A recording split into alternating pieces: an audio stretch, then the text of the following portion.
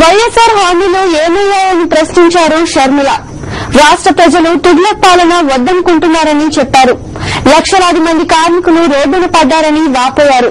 95వ రోజు పాదయాత్ర గుంటూరు జిల్లా వేమూరు నియోజకవర్గం మోదుకూరు నుంచి ప్రారంభమైంది. మోపరులో రచ్చబండ నిర్వహించి ప్రజల సమస్యలు తెలుసుకున్నారు. తిరుమలలో వైఎస్ఆర్ విగ్రహాన్ని ఆవిష్కరించి పూలదండ వేశారు. అమృతలూరులో బహిరంగ సభ నిర్వహించి కిరణ్ చంద్రబాబులపై నిప్పులు చెరిగారు. ఇప్పుడు జగనన్నతోని రైతన్న రాజ్యంలోకి వెళ్దాం. ఈ దుర్మార్గపు పాలన వద్దని రాష్ట్ర ప్రజలు ముక్త కంఠంతో చెప్తున్నా చంద్రబాబుకు వినిపించడం లేదన్నారు షర్మిల.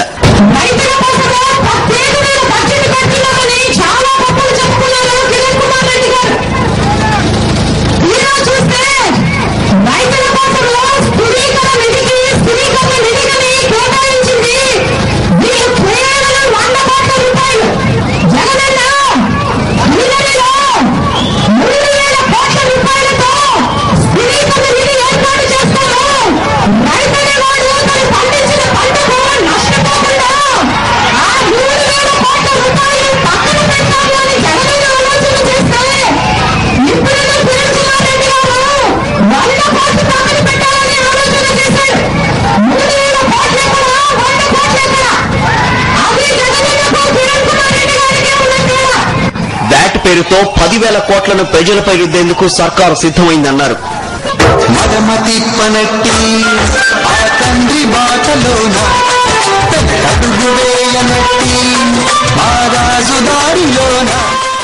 రైతులు, వృద్ధులు, వికలాంగులు, ఎస్సీ, ఎస్టీ, బీసీలు, ఉన్నత కులాల్లో వెనుకబడిన వారు జగన్మోహన్ రెడ్డి గారికి బాసటగా ఉన్నారు. వేమూరు నియోజకవర్గం బ్రహ్మాండంగా జగన్మోహన్ రెడ్డి గారికి అండగా ఉంటుంది. వైఎస్ఆర్ లేని రాజ్యం అస్తవ్యస్తంగా ఉందంటున్నారు మహిళలు. ఈ ప్రభుత్వం ప్రజలను కొల్లగొడుస్తామని వృద్ధురాలు ఆవేదన చెందింది.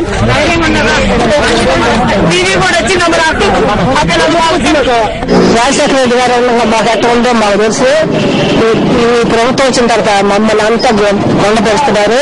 కానీ ఒకటి విశేషం, మాకు మంచినీళ్ళు లేవు అసలు తాగటానికి. నెలలో వాళ్ళు లేవు అసలు. ఇవాళైతే అసలు లేవు. తెల్లరి కట్టిపోయి 3ంటికి వెళ్తున్నారు. కరెంట్ లేదు. 3 గంటలే కరెంటు. రోజు మొత్తం మీద 3 గంటలు. మా పిల్లలు చదువుకున్నారు. చదువు పాడైపోతాను. మేమేం చేయాల్సింది? వైఎస్ జగన్మోహన్ రెడ్డిని జైల్లో పెట్టి ఏం సాధించాలనుకుంటున్నారని వృద్ధులు ప్రభుత్వాన్ని సూటిగా ప్రశ్నిస్తున్నారు. జగన్ గారు ఎప్పుడు బయటకు వస్తారని ఆలోచన చేస్తున్నాం. ఆయన బయటకు రావాలి. ఆయన మీకన్నా మీరు చదవలేదు. మీ ప్రభుత్వం మీదని చెప్పండి ఒకసారి. అదే మీ బిడ్డలకి మీకు వస్తే మీరు ఎంత బాధపడతారు. నేనే నేరం తీసుకెళ్ళి అక్కడ పెట్టుకుని మీరు ఆడుతున్నారు. అట్లా రేపు ఓట్లు వేస్తే ఎప్పుడు చెప్తాను మీ పని.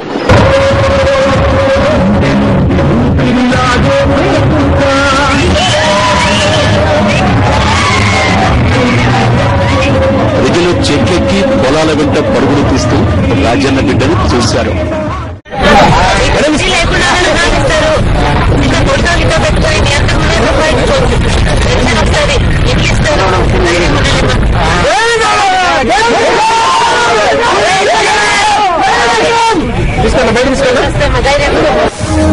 ఏదుకూరు నుంచి పామరకు షర్మిల నడుచుకుంటూ వస్తున్నారు. అందరినీ పలకరించుకుంటూ నడుస్తున్నారు. ఓ వృద్ధురాలు వచ్చి తన ఆవేదనను ఇలా చెప్పుకుంది.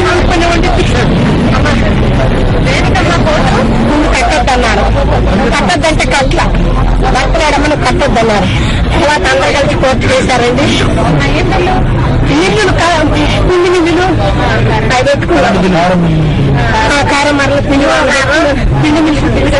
బిల్లు కట్టించుకోవాలి కదా. పరమేశ్వరి అప్పులాది ఇచ్చాడు అంటే బిల్లు కట్టలేకపోయా. కట్టొద్దన్నాడు. మొగుడు లేడు కదా మనం కట్టలేదన్నాడు. కట్టొద్దంటే ఊరుకున్నా మళ్ళీ కట్టలేదని మొత్తమే కోర్టు చేశాడు. ఈయనున్నాడు చూడు ప్రెసిడెంట్ మా ఊర్లో మావా సాంబ్రెడ్డి. ఆయన వేసిచ్చాడమ్మా. అందరికి నమస్కారాలు. నాకు 4 పిల్లలు అయ్యారు.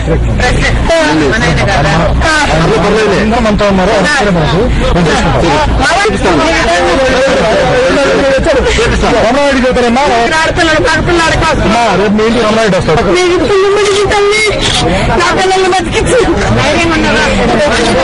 టీవీ కూడా వచ్చి నమ్మరాకు ఆయనకే ఎంతో ఓపికగా ఆ వృద్ధురాలి ఆవేదనను విన్న షర్మిల ఆమెకు న్యాయం జరిగేలా చూడమని వైఎస్ఆర్ కాంగ్రెస్ నేతలను ఆదేశించారు.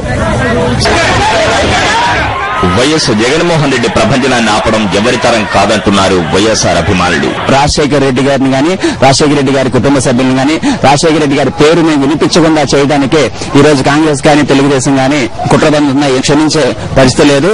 పూర్తి స్థాయిలో 2014లో వైఎస్ఆర్ కాంగ్రెస్ పార్టీకి అధికారం వస్తుంది, నీతి గెలుస్తుంది, నిజాయితీ గెలుస్తుంది, జగన్మోహన్ రెడ్డి గారు ఖచ్చితంగా ముఖ్యమంత్రి అవుతారు.